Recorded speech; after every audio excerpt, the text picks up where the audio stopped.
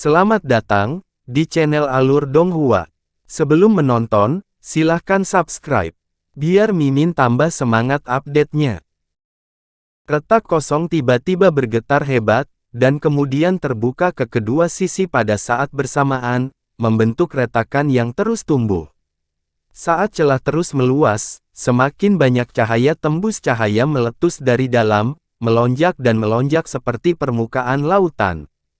Cahaya kemudian berkedip beberapa kali berturut-turut dengan cepat sebelum berubah menjadi dinding tembus cahaya yang berukuran sekitar 60 kaki di depan mata Han Li. Roda harta karun kebenaran juga tiba-tiba bersinar terang pada saat ini. Pada saat yang sama, itu berputar sangat cepat. Pola waktu Dao di atasnya bergetar hebat, menyebabkan kekosongan di dekatnya terdistorsi. Han Li melihat perubahan aneh di depannya, dan wajahnya berubah beberapa kali hanya dalam sekejap. Tapi kemudian dia mengertakkan gigi dan memutuskan untuk menunggu dan melihat. Matanya langsung jatuh ke dinding yang terang. Dia melihat lampu kristal yang tak terhitung jumlahnya mengalir di permukaan dinding cahaya, dan beberapa pemandangan berkedip samar. Setelah beberapa detik, kecepatan kilatan pemandangan ini berangsur-angsur melambat, membentuk beberapa siluet. Hati Han Li tergerak. Pada saat ini, dia samar-samar dapat mengenali dari siluet ini yang tampaknya merupakan beberapa sosok. Pada saat ini, terdengar suara teredam. Sebuah pola Dao waktu pada roda harta karun kebenaran melonjak tiba-tiba, dan meredup dengan cepat, berubah menjadi warna abu-abu. Apa yang sedang terjadi? Han Li tiba-tiba menatap roda harta karun kebenaran, dan dia sedikit terkejut. Meskipun roda harta karun berada di luar kendalinya saat ini, itu masih mempertahankan hubungan mental dengannya.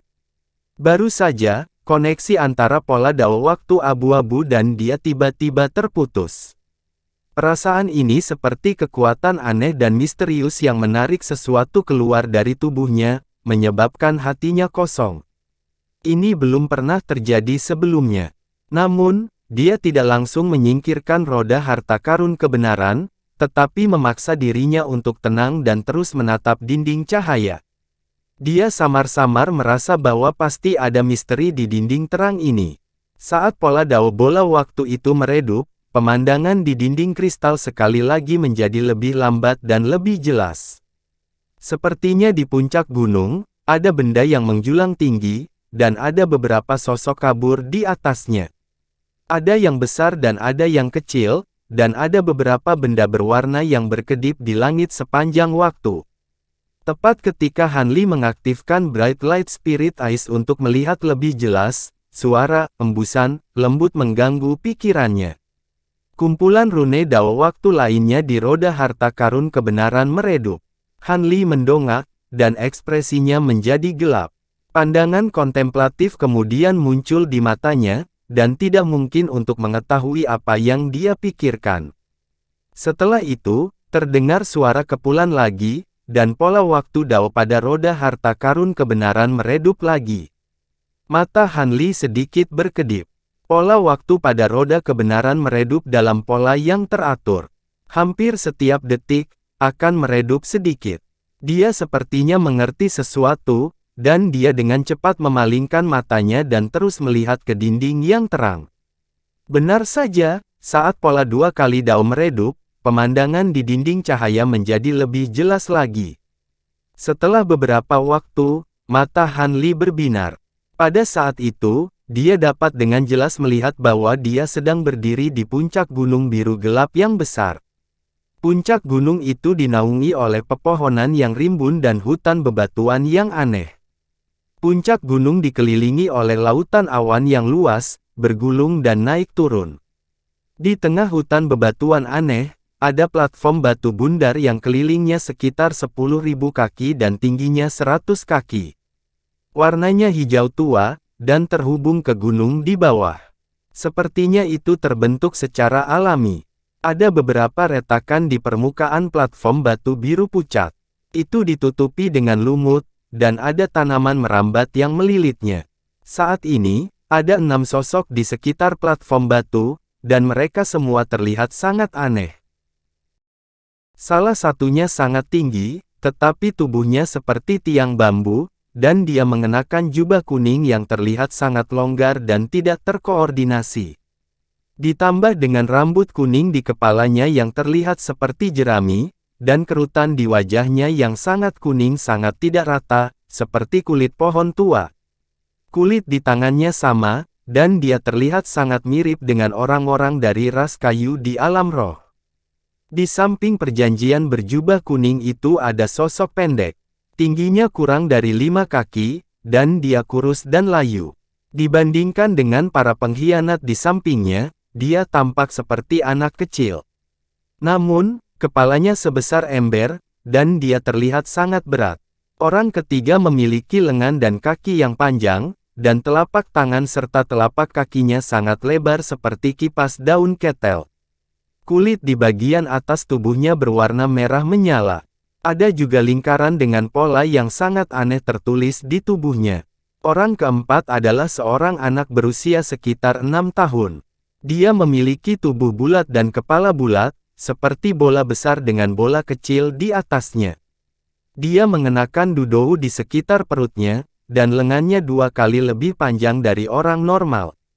Orang terakhir sangat besar, dan dia beberapa kali lebih besar dari yang lain. Dia mengenakan sesuatu yang tampaknya merupakan bulu dari sejenis binatang iblis. Kulitnya hitam kehijauan, dan dia berdiri tegak seperti menara besi. Secara keseluruhan, mereka berlima terlihat sangat aneh, tidak terlihat seperti manusia, tetapi dari fitur wajahnya terlihat seperti manusia. Mereka berlima membentuk lingkaran beberapa ribu kaki terpisah satu sama lain. Mereka duduk, berdiri, atau berlutut di tanah, semua melihat ke tengah platform batu. Ada seorang biksu gendut berjubah merah duduk bersila di sana. Lemak di pipi biksu itu saling menempel, membuat matanya menjadi celah. Daun telinganya sangat panjang, dan terkulai di atas bahunya. Kepalanya terhubung langsung dengan tubuh yang sangat gemuk, sedemikian rupa sehingga jubah merah yang sudah sangat lebar tidak bisa menutupi tubuhnya sepenuhnya. Sekilas, Han Li tidak bisa menahan pikiran aneh di benaknya. Orang ini mungkin bahkan tidak bisa berjalan dengan normal. Tidak, dia bahkan tidak bisa berdiri. Namun, pikiran ini hanya terlintas di benaknya. Dia terus memandang biksu itu, dan menemukan beberapa benda istimewa. Jubah merah di tubuhnya tidak biasa. Ada banyak permata berwarna berbeda yang bertatahkan di atasnya, bersinar terang. Selain itu, ada juga seutas tasbih jasper di tangannya, perlahan-lahan memutarnya. Setiap manik sangat jernih, memancarkan semburan cahaya hijau redup yang menyilaukan mata orang, dan samar-samar ada rune yang melompat di dalamnya. Melihat biksu bertelinga besar itu lagi, meskipun dia sangat gemuk, seluruh tubuhnya samar-samar memancarkan lapisan kilau, memberi orang rasa kesungguhan. Duduk di sana, dia tampak menjadi pusat dari segalanya. Mulut biksu itu terbuka dan tertutup, seolah-olah dia sedang mengatakan sesuatu. Namun, begitu dia membuka mulutnya, seuntai rune 5 warna terbang keluar dari antara bibir dan giginya, berubah menjadi aliran cahaya 5 warna yang berputar di sekelilingnya, lalu naik ke udara, satu demi satu, menyebabkan dunia samar-samar beresonansi dengannya.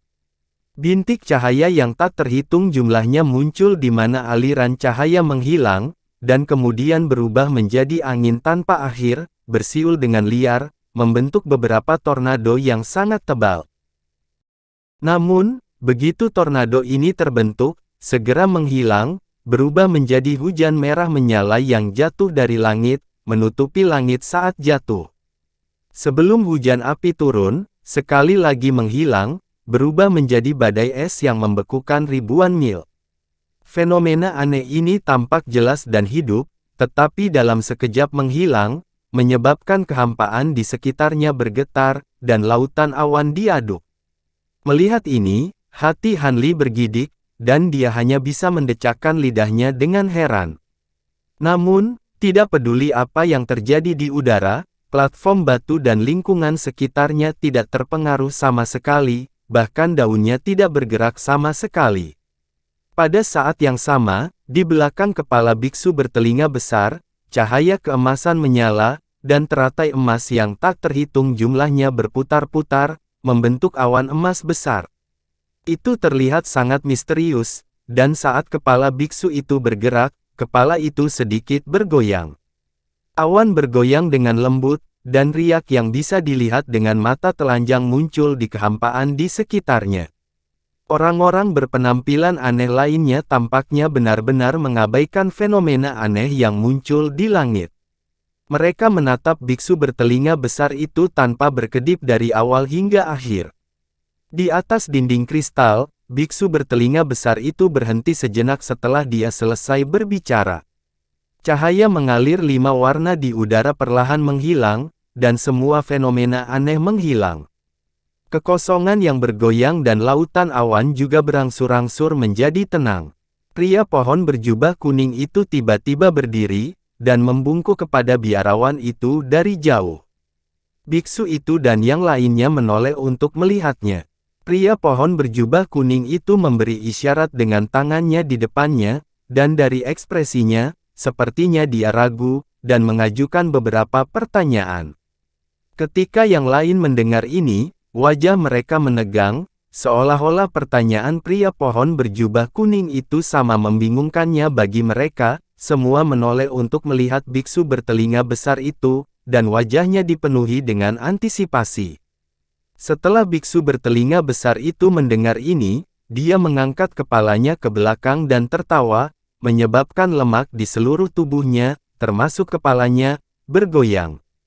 Pada saat yang sama, ruang di dekat gunung tampak bergemuruh dan bergetar di tengah tawa yang keras ini. Semua awan di sekitarnya melonjak, dan gunung itu bergetar tanpa henti. Sepertinya langit dan bumi bergetar. Mata Hanli dipenuhi dengan keterkejutan. Hanya tawanya yang bisa menyebabkan perubahan drastis di langit dan bumi. Apa latar belakang biksu bertelinga besar ini? Setelah tertawa, biksu bertelinga besar itu berbicara lagi. Dia mengangkat telapak tangannya yang sangat gemuk dan memberi isyarat, seolah-olah dia sedang menjelaskan keraguan pria pohon berjubah kuning itu. Setelah mengucapkan beberapa patah kata, pria pohon berjubah kuning itu memiliki ekspresi kesadaran di wajahnya. Dia kemudian dengan hormat membungkuk untuk berterima kasih kepada biksu itu, dan duduk lagi. Yang lainnya juga menunjukkan ekspresi lega, dan setelah bersujud kepada biksu itu, mereka duduk satu per satu.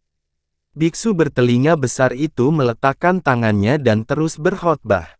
5 orang di sekitarnya mendengarkan dengan penuh perhatian.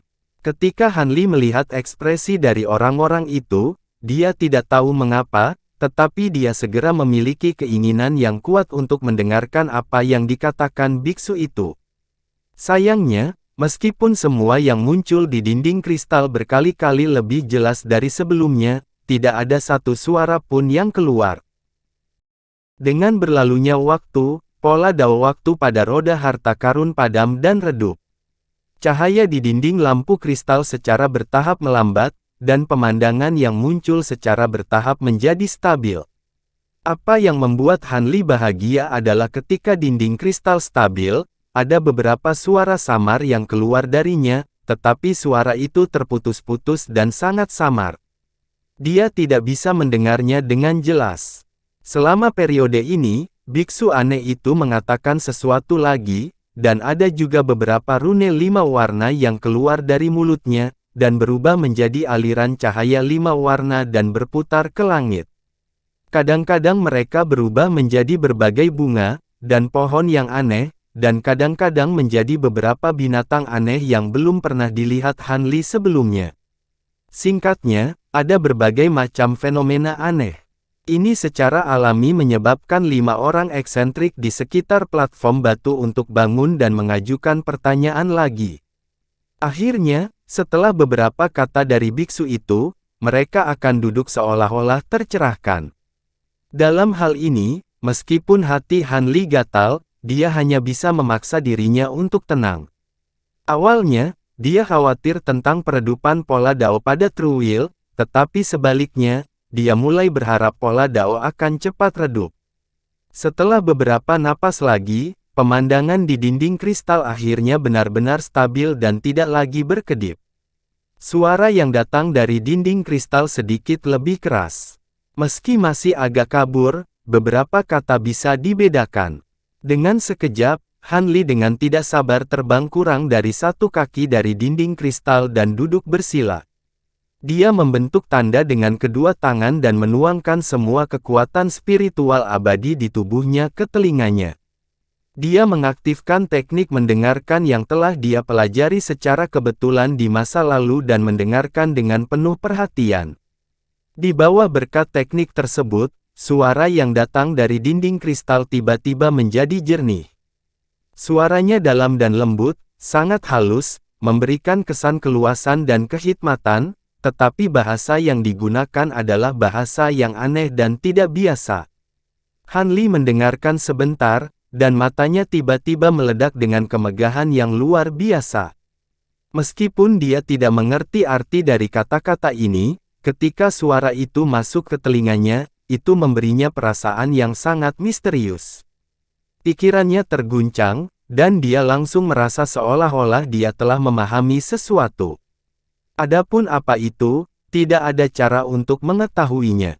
Namun meski begitu, kegembiraan yang besar muncul di wajahnya.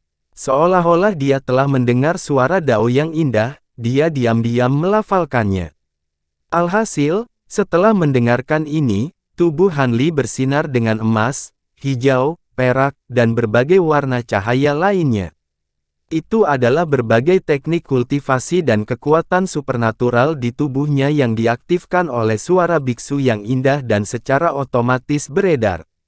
Adegan ini menyebabkan hati Han Li bergetar, dan dia mendengarkan dengan lebih konsentrasi. Setelah mendengar hanya 7 kalimat, meskipun dia masih bingung dan tidak tahu apa yang dikatakan, wajahnya menunjukkan ekspresi tergila-gila, seperti eksentrik di dinding kristal. Pada saat itu, lampu warna-warni di tubuh Han Li menjadi semakin terang. Busur petir perak muncul, dan hantu rok guntur muncul.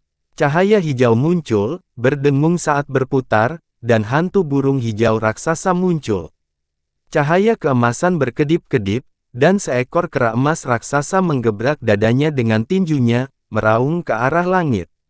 Satu demi satu, hantu roh sejati muncul. Dalam sekejap mata, semua hantu roh sejati yang telah dikembangkan Han Li sejauh ini muncul dan melayang di sekitar tubuhnya. Itu sama untuk teknik kultivasi lainnya. Energi spiritual surgawi dalam tubuhnya mulai bersirkulasi lebih cepat dan lebih cepat, secara bertahap menjadi luas dan tak terbendung. Saat biksu bertelinga besar mengucapkan kalimat ke-8, hal aneh yang tidak dapat dibayangkan Han Li bahkan dalam mimpinya terjadi. Dia hanya merasakan tubuhnya bergetar, diikuti dengan perasaan mati rasa di seluruh anggota tubuh dan tulangnya, dan dantiannya tiba-tiba menjadi panas secara tidak normal. Perasaan ini membuatnya merasa hangat dan nyaman tak terlukiskan. Tetapi pada saat berikutnya, suara, ledakan, yang jelas terdengar dari tubuhnya. Han Li sedikit terkejut, lalu sedikit kegembiraan muncul di matanya, tapi sebelum dia bisa bereaksi. 7 ledakan berturut-turut terdengar dari tubuhnya dengan kejelasan yang tak tertandingi.